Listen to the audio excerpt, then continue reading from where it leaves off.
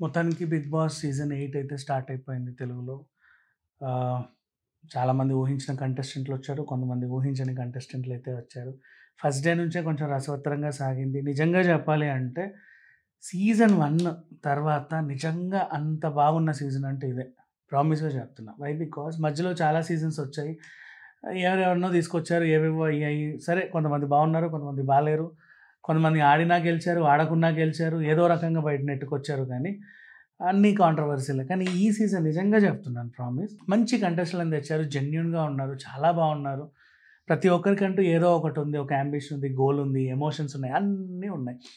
ఇక వివరాల్లోకెళ్తే కట్టే కొట్టే తెచ్చినట్టుగా సింపుల్‌గా చెప్పాలి అనుకుంటే ఫస్ట్ 'నాగార్జున' గారు వచ్చారు. ఇంట్రొడక్షన్ అనేది ఇచ్చుకున్నారు. తర్వాత హౌస్ అంతా చూపించుకొచ్చాడు మనకి. ఇది నెమలి హౌసు. ఇదొచ్చేసి జిరాఫీ హౌసు. అండ్ అలాగే ఇది జీబ్రా హౌసు అని చెప్పేసి మూడిటి వేరియేషన్స్ చెప్పారు. అండ్ యెల్లో, రెడ్ అండ్ గ్రీనా ఏదో కలర్ బ్లూ వాళ్ళేదో ఎంచుకున్నారు. నేను మర్చిపోయాను ఆ కలరు.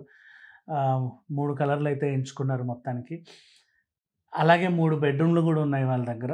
ఆహ్, సో, ఎవరెవరు దేంట్లో ఉంటారు అనేది నిర్ణయించుకుందామనైతే చెప్పారు. మరి నిన్న రాత్రి ఎవరెక్కడ పడుకున్నారు అనేది అంటే ఎలా పడితే అలా పడుకొనుంటారు. ఇప్పుడు మాత్రం వీళ్ళందరికి ఒక బెడ్ అనేది కేటాయిస్తూ, వాళ్ళకంటూ కొన్ని టాస్క్‌లు పెడుతూ లాస్ట్ టైమ్ సీజన్ మీరు గమనించుంటే చాలా స్టార్టింగే అందరికి బెడ్‌లివ్వల.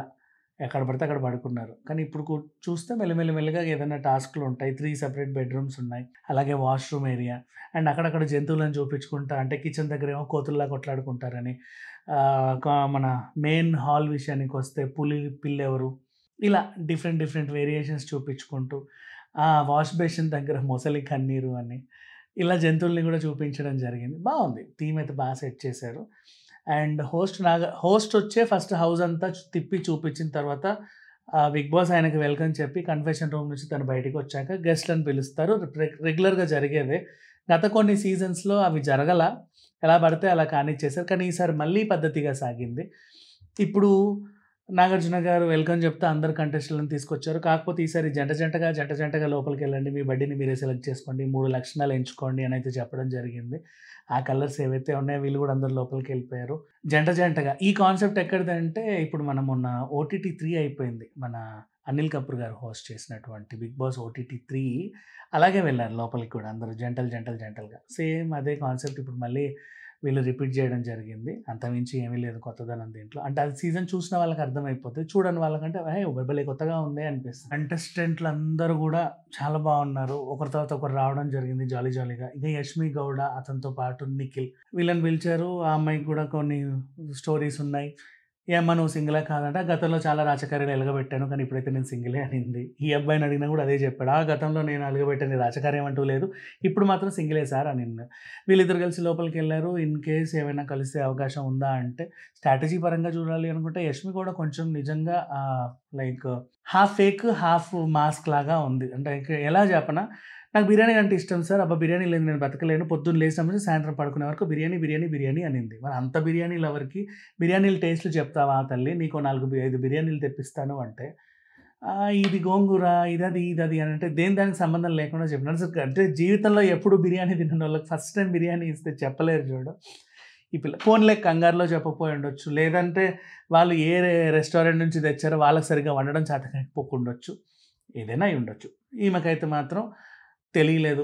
తను ఏదైతే కోరిందో, ఏదైతే తను బాగా వచ్చు, నేను దాంట్లో నిష్ణాతురాలిని అని చెప్పిందో దాంట్లోనే తుస్సయిపోయింది. సో, దాని గురించి మాట్లాడుకోవడం వేస్ట్. ఇకపోతే ఈ అబ్బాయి విషయానికొస్తే గమనించుండాలి వెనకాల 'ఓజీ' అని వేసుకొచ్చాడు తన జాకెట్‌కి. అంటే మేబీ ఏమన్నా 'పవన్ కళ్యాణ్' ఫ్యాన్స్‌ని ఓట్స్‌ని అడగడం కోసమేమో తెలీదు. But it's okay. Not bad. అది కూడా ఒక స్ట్రాటజీ అనుకోవచ్చు. తప్పేముంది. ఇప్పుడు వీళ్ళకి కావాల్సింది కూడా ఓట్సే కదా! ఏదో రకంగా సంపాదించుకోవాలి. తర్వాత చాలా క్యూట్‌గా చక్కగా హౌస్‌లోకి ఎంటర్ అయిన ప్రేరణ గురించి మాట్లాడుకుంటే, అల్లరి పిల్లనే చెప్పింది. వాగుడుకాయ కరెక్టే. నాన్ స్టాప్‌గా మాట్లాడుతుంది. ఎప్పుడు హౌస్‌లోకెళ్ళినా ఫస్ట్ తన వాయిసే వినిపిస్తుంది. ఈవెన్ ఇంట్లోకొచ్చిన తర్వాత కూడా హౌస్‌ని ఒక పేరు పెట్టింది. ఇది ఇల్లులా లేదు ఏదో నేషనల్ జియోగ్రఫిక్ ఛానెల్‌లాగా ఉంది అని చెప్పింది. సో, అలా సంథింగ్ ఒక డిఫరెంట్‌గా ఒకరికొక వే ఒకరిది. కానీ అంటే ఓపెన్ హార్టెడ్ అదైతే మాత్రం అర్థమైపోయింది. ఇంకా చాలామంది కంటెస్టెంట్‌లు అలాగే ఉన్నారు. 'బెజవాడ బేబక్క' కొంచెం ఓవర్ చేసినట్టు అనిపించింది. 'ఆర్‌జే శేఖర్ పాషా' కూడా పర్వాలేదులే. It's okay. But fine. And next ఆ తర్వాత 'మణికంఠ' పాపం ఆ అబ్బాయిలేమో మొత్తం సాడ్ ఇన్సిడెంట్సే జీవితం అంతా కూడా. ఇక్కడ నిలదొక్కుంటాడంటే అనిల్ రావిపూడి వచ్చి పోరా బయటికి అని చెప్పేసరికి ఏడ్చాడు. No, no, no, no, no నిన్ను పంపట్లేదు మళ్ళీ లోపలికెళ్ళు అని చెప్పగానే కొంచెం రిలాక్స్ అయ్యాడు. ఆ తర్వాత 'అఫ్రీది' అబ్బాయి కొంచెం మనకి కొత్తే. బట్ రాను రాను అలవాటవుతాడు. అలాగే చాలామంది తెలంగాణ యాస మాట్లాడుతున్నారు. అండ్ 'ఆర్‌జీవీకి' సంబంధించిన ఒక అమ్మాయి ఖచ్చితంగా రావాలి గదా! సో, సోనియా వచ్చేసింది.